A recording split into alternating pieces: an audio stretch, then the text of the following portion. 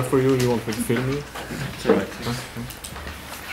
Okay, so we are going to look into the coursework assignment and see if you understand what it's about. And I'll try to give you guidance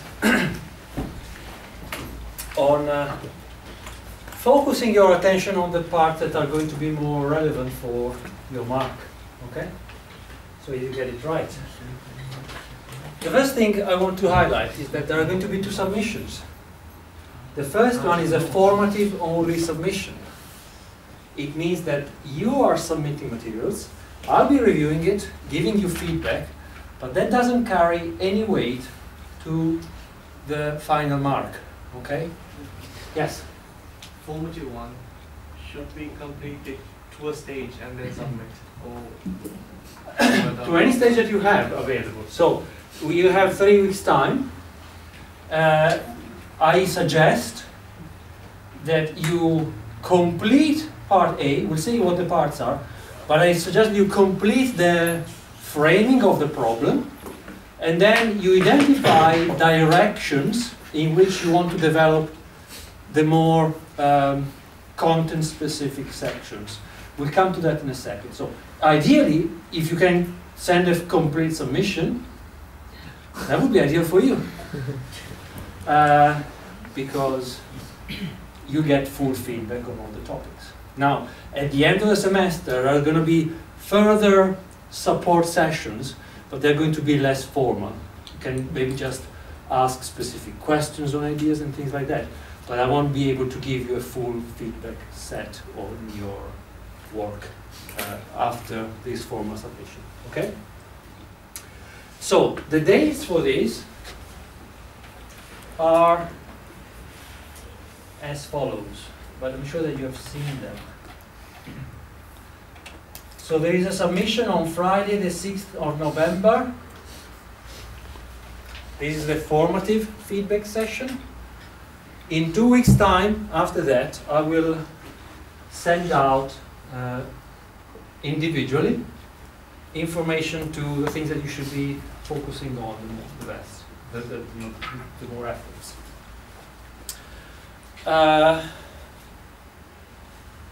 Then the final submission is on Friday the 4th of December.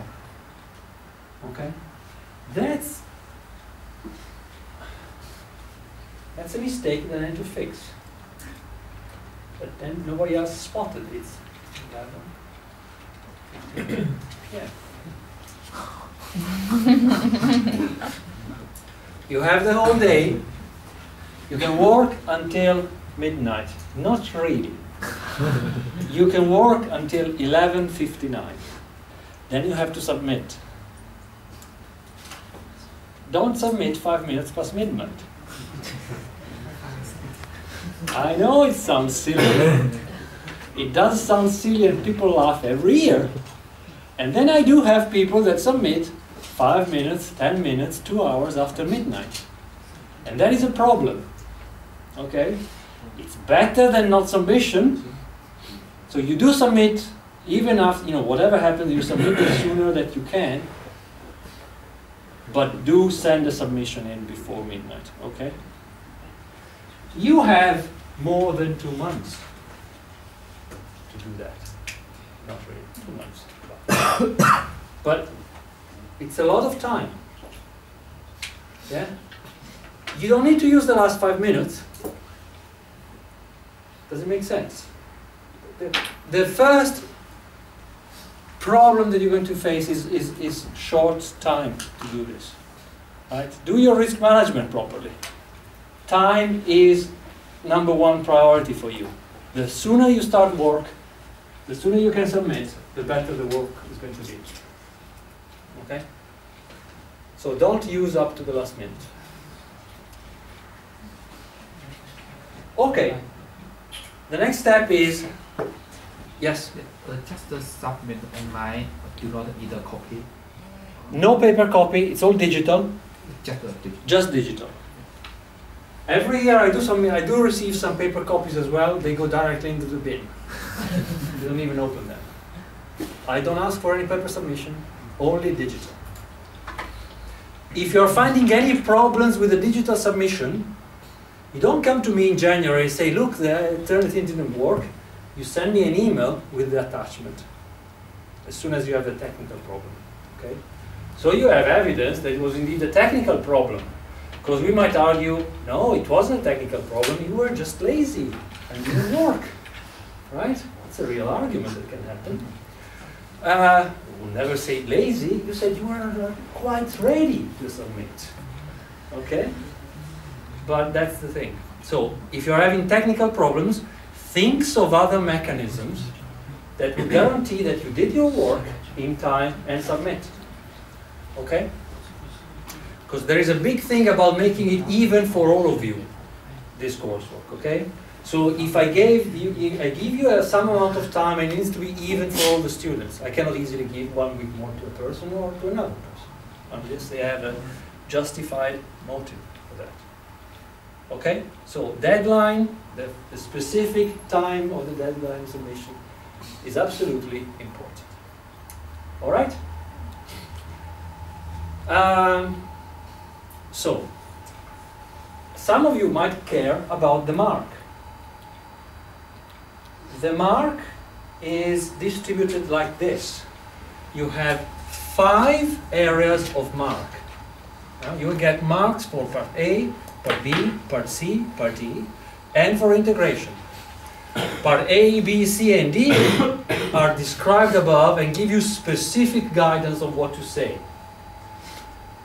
Part D, integration, is actually does not sit in a specific part of your submission. It's actually your ability inside those parts to consider how well that particular topic integrates with the others.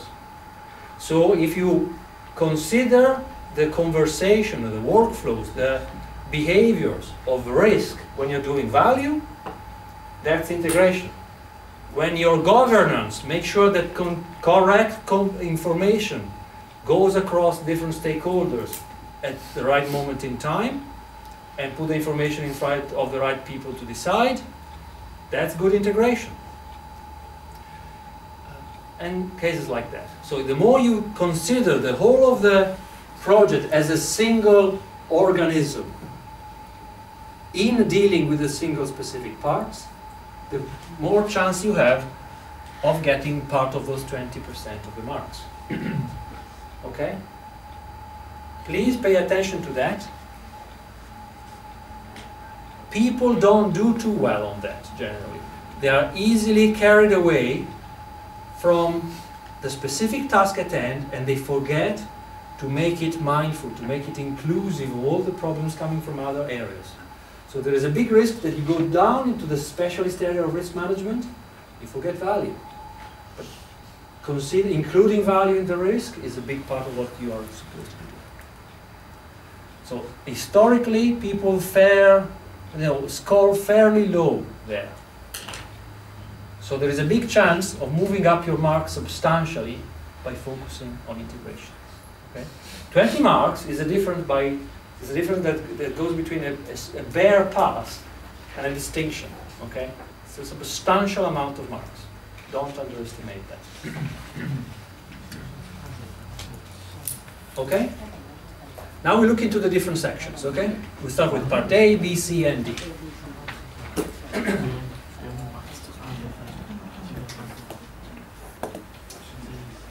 So first, the foundations. The part A is the part where you provide the coursework, the project specifications. So you're giving me information about the project that I can use to assess how well you carried out all the other sections. There is going to be little academic content in that. It's just information that you're providing, okay? I don't expect you to put academic effort into that. It's just information about the project, specific project name, time scale, whatever money they have available, budget, what are the stakeholders, what type of briefing is provided, what are the social environmental factors that have an impact on it, the location, whatever technological challenges are at hand. This kind of information that becomes important when you're carrying out the value assessment, when you're carrying out the risk strategy, and so on. You can solve this by using annexes and attaching information into an appendix so that it doesn't hit your word count. Okay? The word count is not a kind of a deterministic number, it's the number of words that you use to do your academic work. Okay? So there is a limit that goes between 4,500 and 5,500 words for this submission. But that's your academic work. Okay? Every information that comes, that you attach to the document that is side, it's side information, it doesn't carry any of your academic effort, can be disregarded when it comes to word count. So you can provide substantial amount of information without reducing the number of words available for you to carrying out your academic work. Does it make sense?